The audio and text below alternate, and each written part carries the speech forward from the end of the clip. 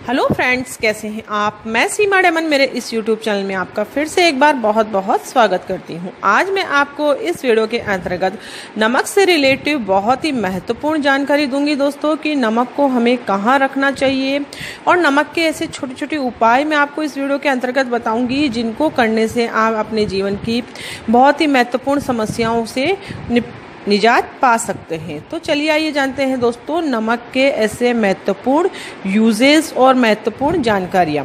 नमक हमारे जीवन में एक महत्वपूर्ण अंश है क्योंकि नमक हमारे भोजन से जुड़ा हुआ है। भोजन में यदि नमक ज़्यादा हो जाए तो भोजन का स्वाद बिगड़ जाता है और कम हो जाए तब भी भोजन का स्वाद बिगड़ जाता है। अर्थात कहने का मतलब यही है कि हमें सोच समझकर और निश्चित क्वांटिटी में ही नमक का यूज़ करना चाहिए।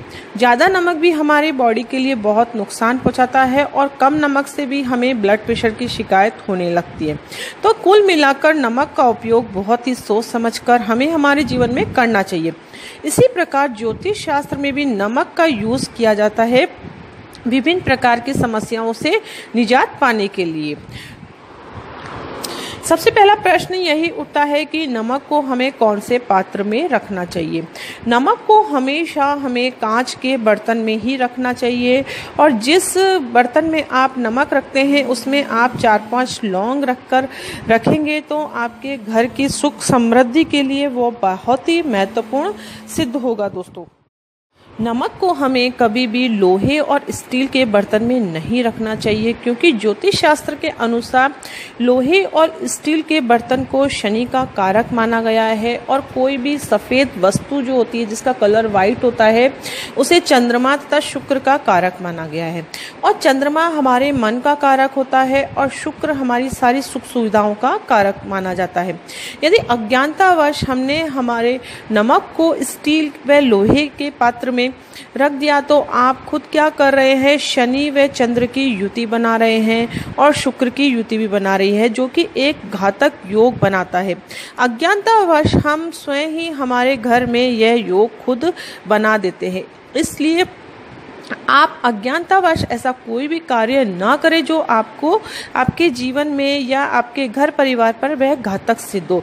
इसलिए नमक को हम कभी भी लोहे व स्टील के पात्र में नहीं रखना चाहिए क्योंकि ये दोनों आपस में मिलेंगे तो घर की सुख समृद्धि का नाश होगा, घर में बीमारियों का वास होगा और घर में गृह कलेश भी बढ़ते हैं। हम ये जान ही नहीं पाते हैं कि हमारे जीवन में यह कार्य क्यों हो रहा है। अज्ञानतावश हम ऐसे छोटे छोटे कार्य कर देते हैं, हम सोचते हैं कि यह सही है, हमने करा है वह कार्य सही है, लेकिन जब तक पूरा ज्ञान ना हो तब तक आप ऐसा कोई कार्य नहीं करें दोस्तों। मैं पिछले वीडियोस में भी आपको ऐसे छोटे छोटे उपाय बताती हूँ कि आप इन चीज़ों का ध्यान रखेंगे तो आपके जीवन में आने वाली समस्याओं से निजात आप स्वयं ही पा सकेंगे दोस्तों। क्योंकि हम जो भी बात आपको कहते हैं वे ज्योतिष शास्त्र के अकॉर्डिंग ही कहते हैं और ज्योतिष शास्त्र में कही गई हर बात के पीछे कोई तर्क होता है, कोई लॉजिक होता है। यह हमारे हिंदू शास्त्र में वर्षों पुराना विज्ञान है जिसे हम आपके साथ शेयर करते हैं। यह हमारा ज्ञान है जो हम हमारे आपके साथ शेयर करते हैं। मानो तो आपकी इच्छा है और नहीं मानो तो भी आपकी इच्छा है। करोगे तो आपके लिए बेटर रहेगा और नहीं करोगे तो आप अपने जीवन में समस्याओं से जूझते रहोगे और नए से नए उपाय खोजते रहोगे, उसका निजात आपको नहीं मिलेगा। करने से ही हर समस्या का समाधान हमको जीवन में मिलता है। अब नमक का दूसरा उपयोग मैं बताती हूँ आपको। नज़र दोष दूर करने के लिए भी इसका उपयोग किया जाता है। जिस व्यक्ति को या फिर बच्चों को बुरी नज़र लगती है तो थोड़ा सा नमक हमें हमारी मुट्ठी में लेकर 7 बार क्लॉकवाइज ऊपर से नीचे की तरफ घुमाकर उस नमक को टॉयलेट में फ्लश कर देना चाहिए। इससे नज़र दोष भी दूर होती है। और बच्चों को यदि बार बार नज़र लगती है तो नमक मिले पानी से भी आप उन्हें नहला सकते हैं। इससे उनकी बॉडी में एक सकारात्मक ऊर्जा का संचार होगा और उन्हें नज़र दोष भी नहीं लगेगी। नज़र दोष के क्या क्या इफ़ेक्ट होते हैं वह आप मेरे पिछले वीडियोस में भी देख सकते हैं। उसके बारे में मैंने आपको डिटेल में बता चुकी हूँ कि नज़र दोष से क्या क्या परेशानियाँ हमारे जीवन में आती है दोस्तों। नमक का यूज़ वास्तु दोष को दूर करने के लिए भी किया जाता है। घर में यदि बहुत अधिक नकारात्मक एनर्जी का समावेश हो रहा है तो आप नमक डालकर पोंछा भी लगाएंगे तो भी घर की नेगेटिव एनर्जी का नाश होता है और पॉजिटिव एनर्जी का संचार होता है और घर में सुख समृद्धि का वास होता है। यदि आप एक लाल कपड़े में थोड़ा सा नमक आप किसी भी तरीके का ले सकते हैं, खड़ा नमक और जो डेली रूटीन्स में आप यूज़ करते हैं वह नमक या फिर सेंधा नमक, इसे आप एक लाल कपड़े में बांधकर एक पोटली बनाकर आपके मुख्य द्वार पर लटकाएंगे तो इससे भी वास्तु दोष भी दूर होता है दोस्तों, और नेगेटिव एनर्जी हमारे घर में जो प्रवेश करती है वह भी नहीं करती, यानी कि दूसरे लोग हमारे घर में प्रवेश करते हैं वह नकारात्मक ऊर्जा उनके साथ आती है। तो इस नमक के यूज़ से नकारात्मक ऊर्जा आपके घर में प्रवेश नहीं करेगी और आपके घर में सुख समृद्धि का वास होने लगेगा और ग्रह कलेश भी इससे धीरे धीरे दूर होने लग जाते हैं।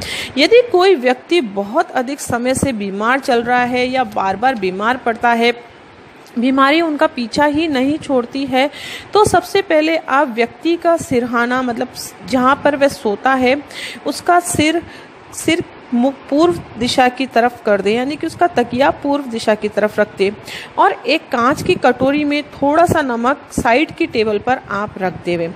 ये 15 और 20 दिनों के अंतराल में इस नमक को आप चेंज करते रहें। यह उपाय मात्र करने से ही आप धीरे धीरे खुद महसूस करेंगे कि एक पॉजिटिव एनर्जी का संचार उस व्यक्ति के अंतर्गत होने लगेगा और वह जिस बीमारी से जूझ रहा है उसमें भी धीरे धीरे सुधार आएगा और उसका स्वास्थ्य में बहुत अधिक बदलाव आएगा और वह धीरे धीरे स्वस्थ होने लगेगा।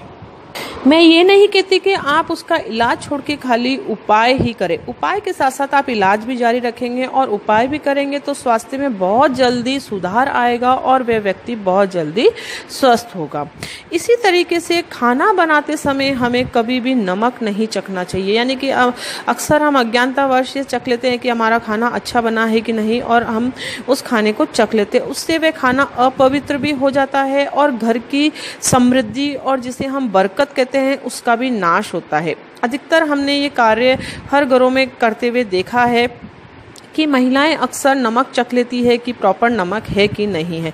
उन्हें ऐसा नहीं करना चाहिए दोस्तों, इससे घर की बरकत नहीं होती है घर में और सुख समृद्धि और धन का वास भी नहीं होता है दोस्तों। और यदि आप भोग लगाते हैं, जो भी खाना हम बनाते हैं उसका यदि आप भोग लगाते हैं तो आप भूल करके भी खाने को चखें नहीं। इसी तरीके से टॉयलेट और बाथरूम में सबसे ज़्यादा नकारात्मक ऊर्जा रहती है, तो आप एक कांच की कटोरी में नमक डालकर बाथरूम या फिर टॉयलेट में भी रखेंगे तो भी आपके घर के लिए वह बहुत अधिक अच्छा रहेगा, उससे सारी नेगेटिव एनर्जी का नाश होगा।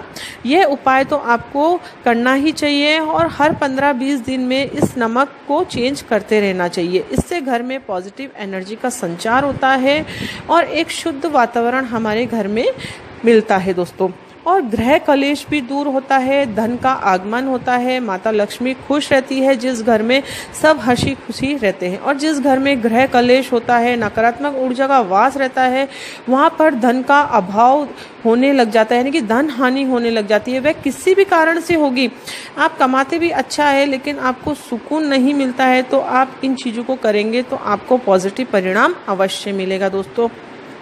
ये थी छोटी सी जानकारी नमक के यूजेस क्या है और नमक को आपको कौन से पात्र में रखना चाहिए। यदि आपको मेरी ये जानकारी पसंद आई हो तो इस वीडियो को आप ज़्यादा से ज़्यादा लाइक करें और शेयर करें दोस्तों।